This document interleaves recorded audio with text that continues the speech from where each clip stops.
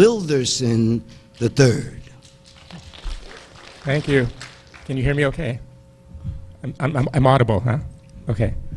Well, thanks very much to Dr. Brenda Green and the staff here at Medgar Evers for inviting me. It's my second time to Medgar Evers. When my book first came out, Incognito, a memoir of exile and apartheid, I was going around the country on a book tour, and it wasn't always clear to me what kind of impact or how the book was being received. It was often thought of as controversial, iconoclastic, and I felt myself, you know how it is when you publish something that you think will never get published, and you're kind of hoping that it'll never get published because it reveals so much about yourself and about how you feel about the world, and then all of a sudden it's out there, and you have to go out and represent it and take all the hits and the pot shots from people.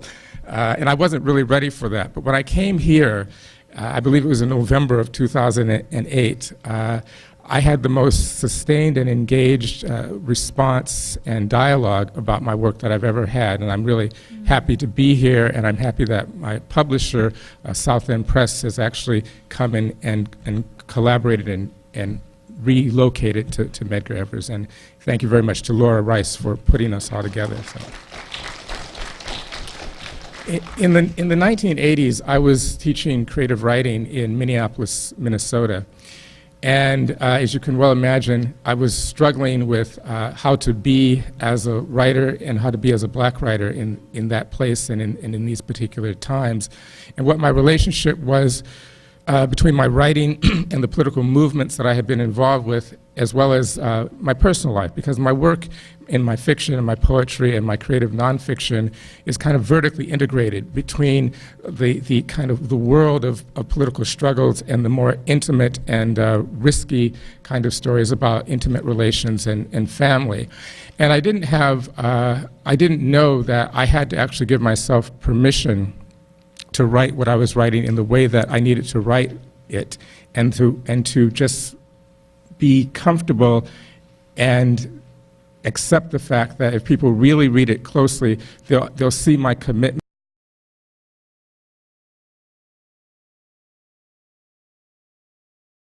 to the struggle and to the black people around me. I wasn't there yet, so I was searching for models, and I was searching for voices that would authorize and give me permission to do what I was doing.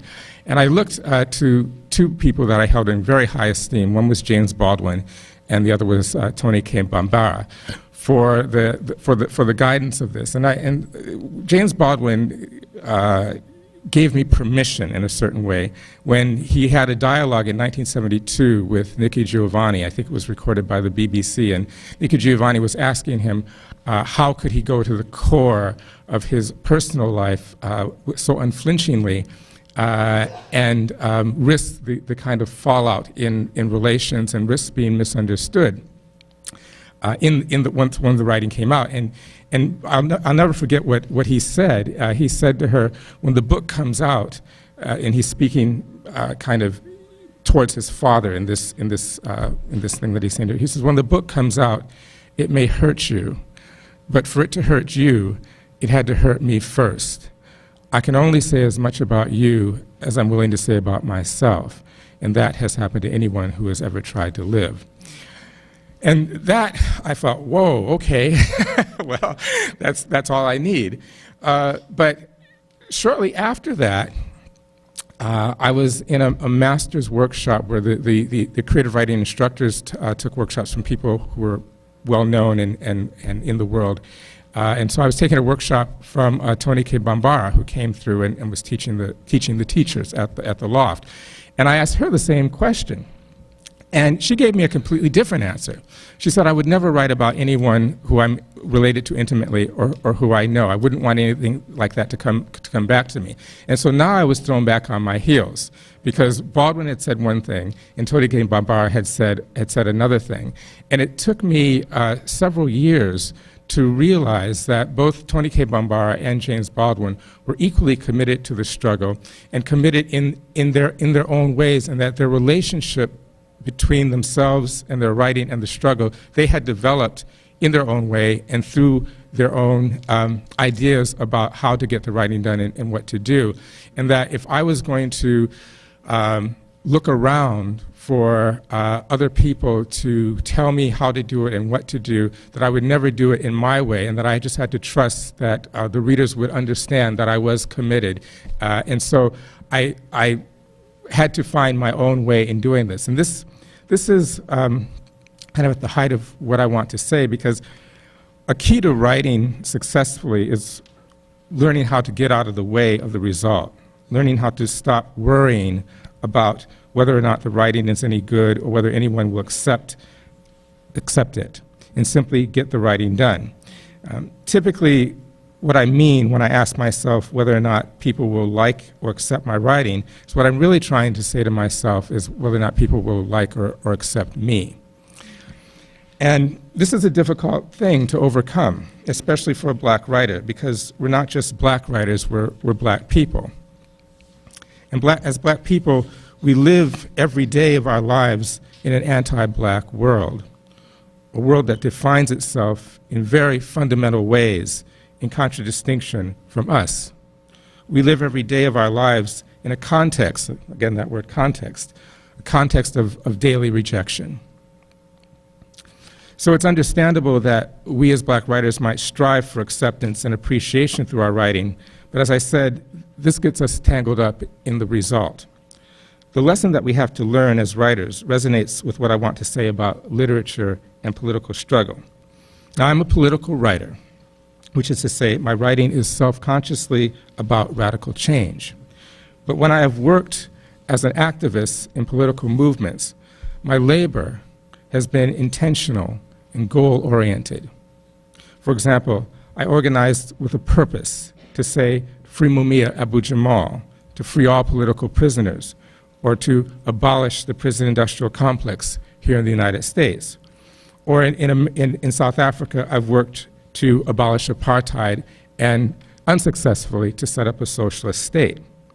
Now, whereas I want my poetry and my fiction and my creative nonfiction and my theoretical writing to resonate with and to impact and to be impacted by those tangible and identifiable results, I think that something really debilitating will happen to the writing. That is, the writing will be hobbled if and when I become clear about the ways in which I want my writing to have an impact on political struggle. What I'm trying to say when I say that I want to be unclear, that I don't want to clarify, I do not want to clarify the impact that my work will have or should have on political struggle, is that the relationship of literature to struggle is not one of causality, but one of accompaniment. When I write, I want to hold my political beliefs and my political agenda loosely. I want to look at my political life the way I might look at a solar eclipse, which is to say, look indirectly, look awry.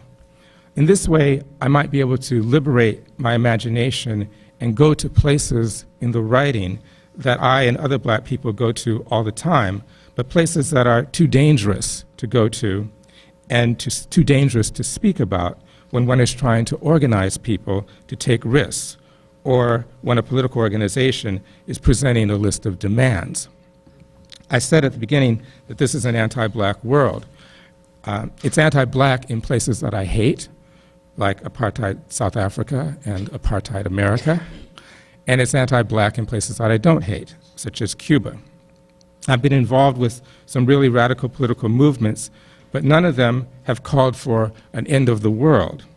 But if I can get out of the way of the result of my writing, if I can think of my writing as something that accompanies political struggle, as opposed to something that will cause political struggle, then maybe, just maybe, I'll be able to explore the forbidden territory, the unspoken demands that the world come to an end, the thing that I can't say when I'm trying to organize.